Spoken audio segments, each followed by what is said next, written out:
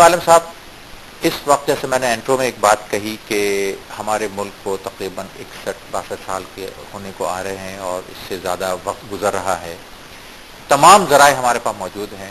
جو اگر ایک بھی کوئی ایسا ذریعہ موجود ہو کسی ملک کی ترقی کے لیے تو اس میں ملک ترقی کر جاتا ہے. ہمارے پاس ایسی بہت سی مثالیں ہیں، سمندر ہے، دریا ہے، تمام ایگریکلچر لینڈ ہے ہمارے پاس بہت بڑی تعداد میں. اس کے علاوہ ہمارے پاس پہاڑ ہیں، برفیلا علاقہ بھی ہمارے پاس ہے. کون سی چیز ہے دنیا میں جو ترقی کے ذرائع کے لیے نہیں ہوتی ہیں؟ ہمارے پاس کول مائن ہے، ہمارے پاس گیس ہے، ہمارے پاس تمام ڈپازٹس ایسے ہیں کہ جس سے ملک کی ترقی میں ایک آئٹم کی بنیاد پر بھی ہمارا ملک ترقی کر سکتا ہے. اب کیا وجہ ہے کہ آج تک ہمارا ملک ترقی نہیں کر سکا ہے؟ جس میں کیا سیاست کا فقدان ہے، یا ویژن ہوتا ہے، یا جان بوجھ کر اپنے طرف زیادہ اہمیت دی جاتی ہے اور ملک کو اہمیت کم دی جاتی ہے؟ آپ اس پر کیا تبصرہ کریں گے؟ سب سے پہلے تو میں آپ کا شکریہ ادا کرتا ہوں پروگرام میں بلانے کا. بالکل آپ کی بات سے میں 200% متفق ہوں کہ قدرت نے اس ملک کو تمام نعمتوں سے نوازا ہے، خواہ وہ پہاڑ ہو، خواہ وہ دریا ہو، خواہ وہ سمندر ہو. لیکن اگر ہم تھوڑا سا پیچھے جاتے ہیں تو یہ ملک جس نام پر بنا اور مسلم لیگ کے پلیٹ فارم پر جو ہے وہ لوگوں نے جد و جہد کی اور 20 لاکھ سے زیادہ جانوں کے قربان دینے کے بعد جو ہے وہ یہ ملک بنا. لیکن میں سمجھتا ہوں کہ شاید قائد محمد علی جناح کے اور لیاقت علی خان کے انتقال کے بعد شاید جس طرح اس ملک کو ترقی کرنا تھا یا جو اس وقت کی مسلم لیگ کی اسپرٹ تھا، شاید وہ انہوں نے اس طرح اس کے بعد کے رہنماؤں نے وہ ڈیلیور نہیں کیا. اس کے ساتھ ساتھ میں یہ بھی کہوں گا کہ جو جاگیردارانہ نظام تھا جو کہ ہندوستان نے فوری طور پر ختم کر کے جاگیریں ختم کر کے جو ہے وہ عوام میں جو ہے وہ بانٹی، تو یہ اصلاحات جاگیروں کا. اور پھر میں اس سے بھی آگے کہوں گا کہ اگر آپ تھوڑا سا فیکٹ اینڈ فگر پہ جائیں تو بہت ساری جاگیریں ایسی نظر آئیں گی جو انگریزوں نے ان مسلمان لوگوں کو، میں رہنما تو نہیں کہوں گا، توفتاً مطلب ہماری ہی زمینیں ہمیں کس نتیجے میں دی؟ مسلمانوں سے غداری کے نتیجے میں، انگریزوں کی پشت پناہی اور ان کی خوشامد کے نتیجے میں. پھر مسلم لیگ کا مین جو تھا موٹو یا یہ کہ عوام کو خوشحالی اور ایک فلاحی اسٹیٹ بنانا، اس کے بعد کے رہنماؤں نے وہ ڈیلیور نہیں کیا. جب ہی آپ اس کے بعد اگر دیکھیں تو جب ذوالفقار علی بھٹو کا وقت دور آتا ہے اور جب ذوالفقار علی بھٹو صاحب نے روٹی کپڑا اور مکان کا نعرہ دیا تو عوام میں یہ نعرہ بہت مقبول ہوا اور عوام نے اس کی نہ صرف پذیرائی کی بلکہ اس وقت جو ہے وہ ان کو حق حکمرانی بھی دیا. لیکن جو وقت گزرتا ہے تو شاید اس کے بعد وہ جماعتیں جنہوں نے اس ملک میں 2 دفعہ یا 3 دفعہ حکمرانی کی لیکن شاید عوام کے مسائل کو اس طرح ایڈریس نہیں کر سکے. یہی وجہ ہے کہ ہماری محرومی، محکومی اور باضابطے جو ہے وہ پورا طبقہ 2 جو ہے وہ حصوں میں ڈیوائیڈ ہوا. ایک وہ طبقہ جو جاگیردار طبقہ کہلایا، وڈیرا شاہی کہلایا اور جو کرپٹ بیوروکریٹس کہلایا. ان تمام لوگوں کے مفادات ایک خاص جو ہے وہ ایشو کے گرد گھومنے لگے کہ انہیں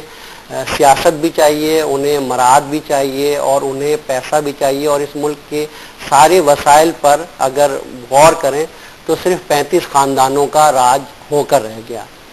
یہی وجہ ہے کہ محرومی اس طرح بڑھتی گئی کہ اب اس کے بعد جب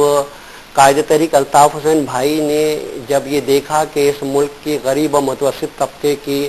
عوام کو جو صحیح معنوں میں اس ملک کی حکمران ہے اور حکمرانی کا حق رکھتی ہے، وہ 2% مرات یافتہ طبقے کے ظلم اور ستم میں پسی ہوئی ہے اور یہی وجہ ہے کہ یہ ملک جو ہے وہ ترقی یوں نہیں کر رہا ہے کہ جب وہ 2% مراعات یافتہ طبقہ اس ملک کے تمام وسائل پر قابض ہے اور وہ یہ نہیں چاہتا ہے کہ اس ملک کے عام عوام کو اس کے ثمرات ملے. تو جب قائد تحریک الطاف حسین بھائی نے 98% غریب اور متوسط طبقے کی نمائندگی کرتے ہوئے یہ نعرہ دیا کہ حق حکمرانی 98% غریب و متوسط طبقے کا حق ہے اور ان کو ملنا چاہیے، اور اسمبلیوں تک جو ہے وہ غریب متوسط طبقے کے لوگوں کو، اچھے پڑھے لکھے لوگوں کو ہی جانا چاہیے. نہ صرف انہوں نے یہ کہا بلکہ عملی طور پر پاکستان کی پوری عوام نے اور دنیا نے دیکھا کہ اس ملک میں جو ایک سیاست کا ایک موروثی جو تھا کہ دادا کے بعد باپ، باپ کے بعد بیٹا، بیٹا کے بعد پوتے، تو ہم نے MQM نے جو ہے وہ اس سیاست کا خاتمہ شروع کیا. اور اب جب کہ پریکٹیکلی طور پر پاکستان کی عوام نے یہ دیکھا کہ یہ وہ سیاسی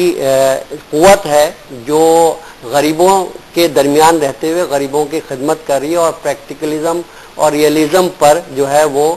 یقین رکھتی ہے، تو اب الحمدللہ MQM جب سے بنی ہے اس وقت سے اب تک 7 الیکشن ہو چکے ہیں، اور اگر گراف دیکھیں تو ہر آنے والے دن میں عوام نے اسے مزید پذیرائی دی ہے. وہ یہ کہ یہ پوری پاکستان کی عوام اس بات کی شاہد ہے کہ MQM کا فکر و فلسفہ جب تیزی سے پھیلنے لگا اور ہم پنجاب میں اپنے بھائیوں کی طرف وہ میسیج لے کے جانے کا ہم نے ارادہ کیا، تو 92 کا جو ہے وہ بدترین آپریشن متحدہ قومی موومنٹ پر یا اس وقت کی MQM مہاجر قومی موومنٹ پر کیا گیا. اور جس طرح ہم MQM کو ملائن کیا گیا، اس کی لیڈرشپ کے خلاف ہزاروں کیسز بنائے گئے، اور الحمدللہ ابھی کچھ عرصہ پہلے ہی وہ تمام کردار جو 92 کے آپریشن کے تھے انہوں نے پاکستان کی عوام کے سامنے میڈیا پر آ کر اس بات کا کنفیس کیا کہ یہ سارے الزامات MQM کو مزید اس کو ملک میں پھیلنے سے روکنے کے لیے ایک سازش کے تحت کیا گیا تھا. ہم یہاں یہ بات بھی کہنا چاہتے ہیں کہ 12 مئی کے حوالے سے اکثر سیاسی جماعتیں یہ واویلا مچاتی رہتی ہیں کہ 12 مئی کو یہ حادثہ ہو گیا. ہمارا ہمیشہ مطالبہ رہا ہے، بلکہ 12 مئی کو جو سب سے زیادہ جس سیاسی جماعت کے کارکن شہید ہوئے وہ MQM کے تھے 14 کارکن، اور ہمارا یہ مطالبہ ہمیشہ سے رہا ہے کہ اس کی ایک اعلیٰ سطحی انکوائری کرائی جائے، اور ہم کہتے ہیں کہ یہ ایک سوچی سمجھی سازش کے تحت MQM کے خلاف جو ہے وہ یہ ایک سازش کی گئی ہے. اور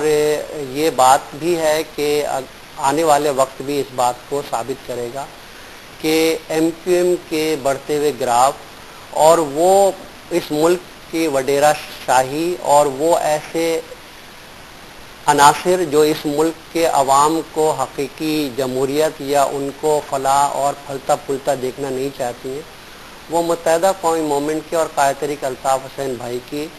سچائی کے فلسفے کو، عملیت پسندی اور حقیقت پسندی کے فلسفے کو، اور انہوں نے جس طرح 98% غریب اور متوسط طبقے کی بات کی، ان کے حقوق کی بات کی، نہ صرف بات کی بلکہ آج بھی ریکارڈ پر موجود ہے کہ متحدہ قومی موومنٹ کے